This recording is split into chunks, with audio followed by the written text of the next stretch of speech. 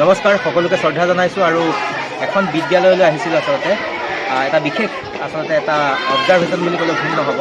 আৰু এনেকৈ আচলতে বিদ্যালয়খনত সমাজৰ যি অংশগ্ৰহণ কমিউনিটি পাৰ্টিচিপেশ্যন হৈছিলে আৰু সমাজৰ অংশগ্ৰহণ বিদ্যালয়খনত খুবেই প্ৰয়োজন থাকে আৰু সেই উদ্দেশ্য আগত ৰাখি আজি এই বিদ্যালয়ত অধ্যয়নৰত ছাত্ৰ ছাত্ৰীসকলৰ অভিভাৱিকাসকল আহিছিলে এনেকৈ আপোনালোকে এইফালে চাওক তেওঁলোক গৈ আছে তেওঁলোকে আহিছিলে একমাত্ৰ বিদ্যালয়খনত কমিউনিটি যি ইনভলভমেণ্ট সেই ইনভলভমেণ্টৰ কাৰণে তেওঁলোক আহিছিলে তেওঁলোকৰ পৰা অকণমান কথা জানিবলৈ চেষ্টা কৰিম যে তেওঁলোকৰ ছাত্ৰ ছাত্ৰীসকলৰ শৈক্ষিক অগ্ৰগতিৰ কাৰণে তেওঁলোকে মানে ঘৰত কেনেকুৱা ধৰণৰ কাৰ্য ব্যৱস্থা গ্ৰহণ কৰে এজন অভিভাৱক মোৰ লগত আছে আৰু তেওঁৰ পৰা অলপ জানিবলৈ চেষ্টা কৰিম আপুনি আপোনাৰ ল'ৰা বা সন্তানটি আপুনি আপোনাৰ ঘৰত যেতিয়া থাকে পঢ়া শুনাত আগবঢ়াই নিয়াৰ কাৰণে আপোনালোকে কেনেকৈ ধৰণৰ চোৱা চিতা কৰে ৰাতিপুৱা সোনকালে উঠাই পিনে আৰু পঢ়িব দিওঁ তাৰপিছত গধূলি অলপ খেলিব দিওঁ হয় তাৰপাছতে আকৌ গধূলি আকৌ মাত লগাম আকৌ পঢ়িব দিওঁ অ'কে মানে আপুনি ধৰক সদায় বিদ্যালয়লৈ আপোনাৰ ল'ৰা বা ছোৱালীজনী আহেনে আহে মানে ক্ষতি নকৰে বিদ্যালয় বাই চান্স কেতিয়াবা মানে কিবা হ'লে ক্ষতি মানে অসুখ বিসুখ হ'লে কেতিয়াবা ক্ষতি কৰে অ'কে ধন্যবাদ জনাইছোঁ আৰু আপোনাৰ মনত কিবা আশা আছেনে ল'ৰাকেইটাই যে ভৱিষ্যতে কিবা ভাল মানুহ হওক কি বুলি ভাবে আপুনি আমিতো এইটোৱে ভাবি আছোঁ অ'কে সদায় আপুনি সেইটোৱে কামনা কৰে যে আপোনাৰ ল'ৰা আপোনাৰ সন্তানটোৱে আচলতে ভৱিষ্যত দেশৰ এজন উত্তৰাধিকাৰী সি মানে অকণমান পঢ়ি কিনে অকণ কিবা এটা ব্যৱস্থা কৰিবৰ কাৰণে পাৰিব লাগে হয় সেইটোৱে অ'কে বহুত বহুত ধন্যবাদ জ্ঞাপন কৰিছোঁ তাৰপাছতে আমি এইফাললৈ যাম আমাৰ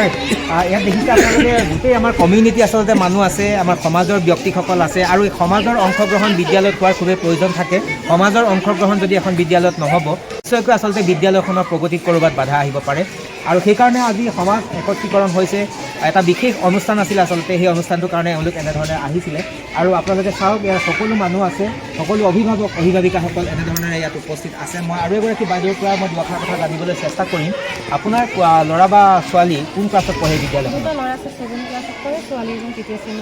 7 আৰু তৃতীয় শ্ৰেণীত পঢ়ে আচ্ছা বিদ্যালয়লৈ নিতৌ সিহঁতে আহেনে ডেইলি আহে ন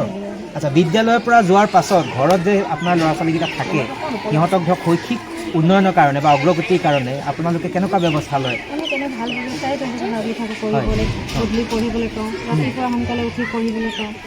ভৰি হাত গধূলি টাইমত ধোৱা মেলা কৰাৰ পিছত কওঁ তহঁতি পঢ়িবলৈ বহাই দিওঁ অলপ দেৰি আমি চোৱা মেলা কৰোঁ আৰু সদায় আপোনালোকে প্ৰপাৰ মনিটৰ কৰে যিটো মানে সদায় ভালকৈ আপোনালোকে নিৰীক্ষণ কৰে হয়নে আচ্ছা এনেকৈ আচলতে প্ৰতিজন অভিভাৱকে নিজৰ সন্তানটোক সুনাগৰিক ৰূপে গঢ়ি তুলিবলৈ নিজৰ কাৰ্য ব্যৱস্থা গ্ৰহণ কৰে সেইটো নিশ্চিত আৰু সকলোৱে আচলতে এটা আশা থাকে আৰু সেই আশা বাস্তৱত ৰূপায়ণ কৰাৰ কাৰণে তেওঁলোকে সদায় চেষ্টা কৰে এই বিদ্যালয়খনতো তেনেকৈ আচলতে কৰ্মৰত যিসকল শ্ৰদ্ধাৰ শিক্ষাগুৰু আছে তেওঁলোকেও ছাত্ৰ ছাত্ৰীসকলৰ শৈক্ষিক অগ্ৰগতিৰ কাৰণে তেওঁলোকৰ বিহিত ব্যৱস্থা গ্ৰহণ কৰে আৰু প্ৰতিখন বিদ্যালয়ত এনেকুৱা ধৰণৰ কাৰ্যই সকলো বিদ্যালয়ত কৰা দেখিবলৈ পোৱা যায় গতিকে চমুকৈ আপোনালোকক কিছু পৰিৱেশ দেখাবলৈ চেষ্টা কৰিলোঁ বিদ্যালয়খনত আচলতে এটা বিশেষ অনুষ্ঠান আছিল আৰু নিমন্ত্ৰণ ৰক্ষা কৰি মই গৈ উপস্থিত হৈছিলোঁগৈ আৰু এনেকৈ সকলো ছাত্ৰ ছাত্ৰী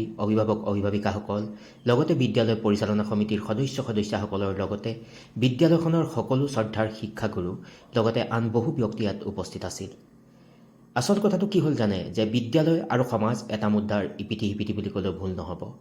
আৰু এষাৰি কথাও আছে যে শিক্ষা ব্যৱস্থা এক ত্ৰিপাক্ষিক প্ৰক্ৰিয়া য'ত এটা কোণত থাকে শিক্ষক আনটো কোণত শিক্ষাৰ্থী আৰু আন এটা কোণত থাকে অভিভাৱিকাসকল আৰু যেতিয়ালৈকে এই তিনিটা কোণৰ মাজত সুসম্পৰ্ক গঢ়ি নুঠিব তেতিয়ালৈকে কিন্তু বিদ্যালয়খনত প্ৰদান কৰা যি শিক্ষা সেই শিক্ষাৰ মান গুণগত নহ'ব সেইবাবে হয়তো জন ডিউৱে এষাৰ কথা কৈছিল এডুকেশ্যন ইজ এ ট্ৰাইপলাৰ প্ৰচেছ অৰ্থাৎ শিক্ষা এক ত্ৰিপাক্ষিক প্ৰক্ৰিয়া এইখিনিয়ে ক'লোঁ আৰু আশা কৰিছোঁ আপোনালোকে ভাল পালে পুনৰ লগ পোৱাৰ প্ৰতিশ্ৰুতিৰে সকলোকে শ্ৰদ্ধা জনাই সামৰিছোঁ ধন্যবাদ টেক কেয়াৰ